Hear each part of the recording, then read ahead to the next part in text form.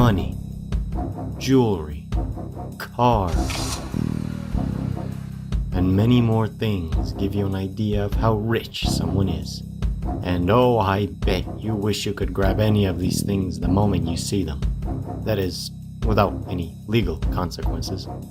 Well, wish no more, because the world of Project Zomboid offers you that opportunity.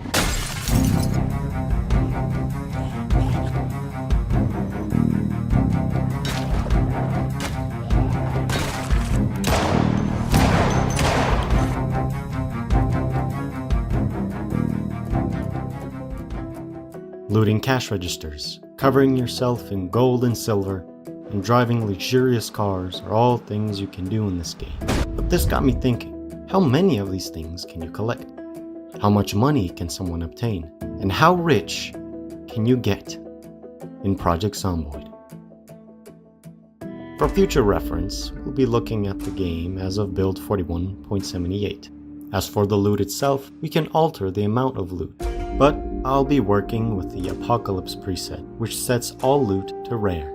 So, to increase our wealth, we first need to look for money.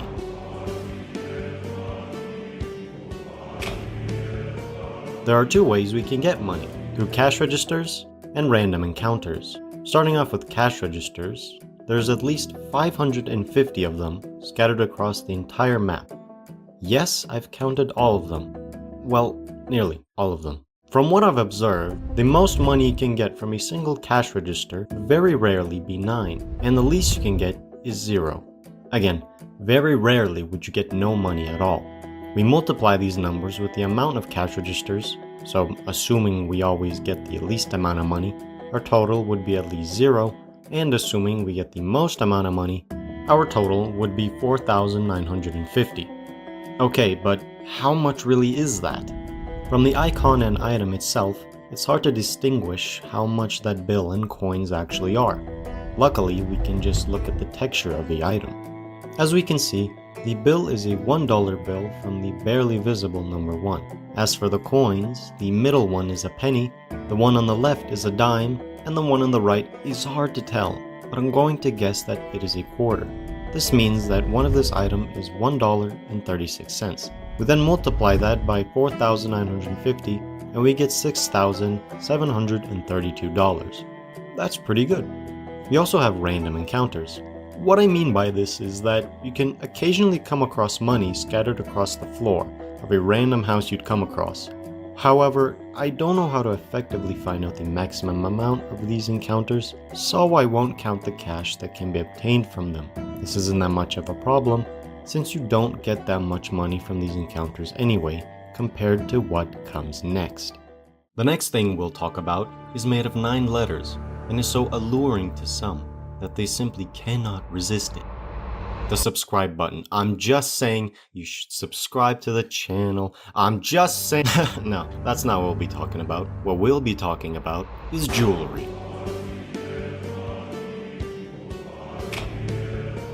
Project Zomboid provides us with a big variety of jewelry.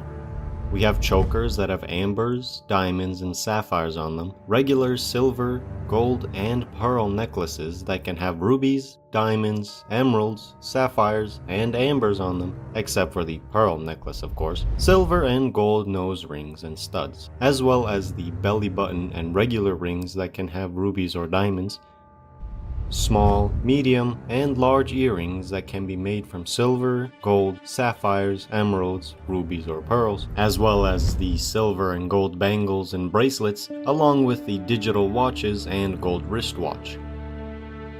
So where can we find these things? Well, we could find it in homes and on zombies, but this rarely happens and is unreliable, unlike jewelry stores. Now, jewelry stores are a perfect place to obtain the mentioned jewelry, but the thing is, we're not necessarily looking for jewelry stores, but these display cases and metal lockers, which can be found not only in jewelry stores, but in pawn shops and clothing stores. However, not all display cases have jewelry in them, like the ones in gun stores that have guns, or some of the ones in pawn shops which also have guns in them. As for the metal lockers, the only ones of interest will be the ones that are in the back of jewelry stores and pawn shops. Now, I can't find out how the jewelry spawning works, so I've thought of a different way to find out how much jewelry we can obtain. I'll go through all the display cases and metal lockers that have jewelry, find the value of all the jewelry I've collected, do this 2 more times, and find the average value. Now, because I have a cashew-sized brain, I can't find the exact value of each item. I can only estimate their value, so I'll calculate the minimum and maximum value of each run. So let's begin.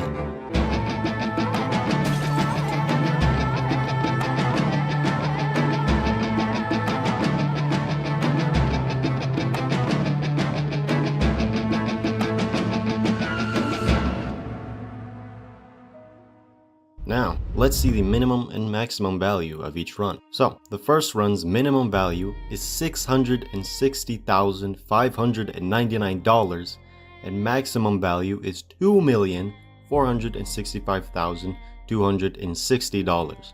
The second run's minimum value is $785,963 and maximum value is $2,330,208. The third run's minimum value is $876,015 and the maximum value is $2,395,118. So, the average value totals to $774,192 for the minimum value and $2,399,528 for the maximum value.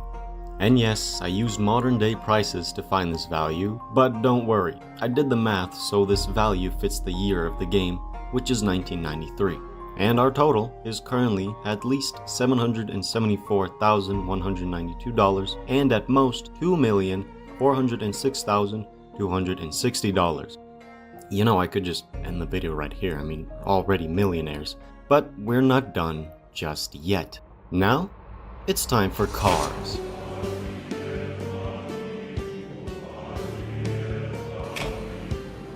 The game provides us with many types of cars. 5 of them are heavy duty, 5 of them are standard, and 4 of them are sport. Now, again, I've suffered a lot of difficulty trying to find out how the car spawning works. But do not worry, I've thought of another way on how to find out how much money our players can earn from borrowing cars all across the map. I will go far and wide, go through every parking lot in the game once, count the cars I've come across, calculate the value, then add it to our total minimum and maximum values. And, by the way, I will not count the cars that are nearly or completely destroyed. You know those cars that when you pop the hood, you get your hopes crushed by seeing a wall of bright red parts. And yes, I will do this only once, because my god, there are so many parking lots. Yeah, and not one of those were in Louisville, nor next to the mall. But enough of that. It's time to run that montage.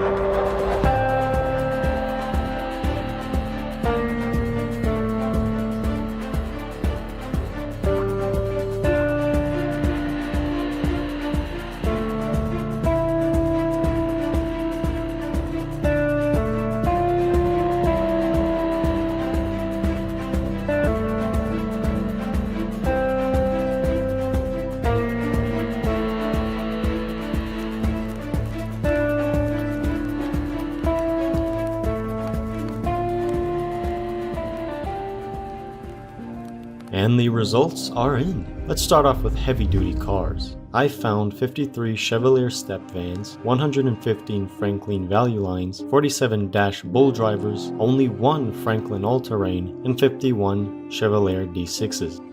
Then we have standard cars. I found 77 Chevalier Cerise wagons, 307 Chevalier Nyalas, by far the most common car. So common in fact that I found nearly twice as much Nyalas when compared to the second most common car I found, which is the Masterson Horizon, of which I found 161. Then I found 144 Chevalier Darts and only 1 Dash Rancher. And finally, sport cars.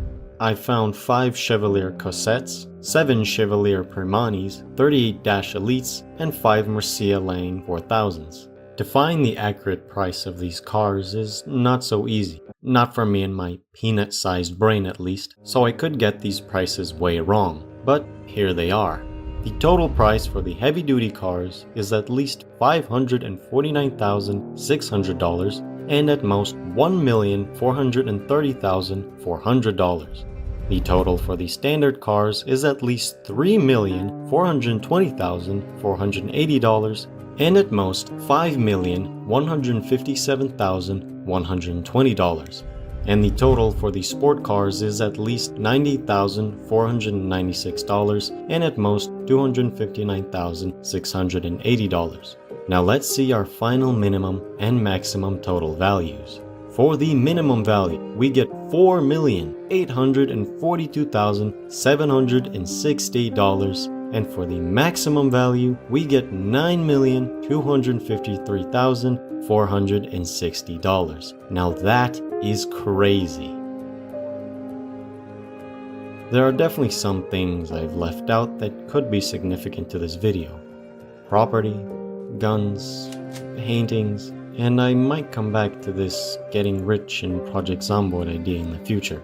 But other than that, have a wonderful day.